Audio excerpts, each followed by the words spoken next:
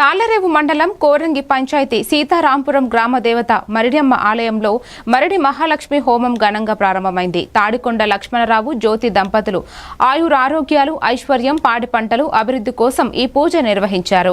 జాగరణ రోజున గగర నృత్యాలు, డప్పుల వేషాల నిర్వహించగా తదుపరి రోజు తీర్థ కార్యక్రమంలో గ్రామ ఆడపడుచులు మొక్కులు చెల్లించారు. పూజారులు బాబీ భాస్కర్ శర్మ, ఆలయ కమిటీ సభ్యులు పాల్గొన్నారు.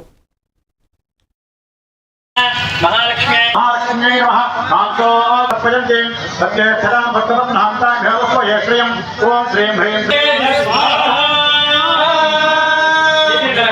ये बोलो मंगल महालक्ष्मी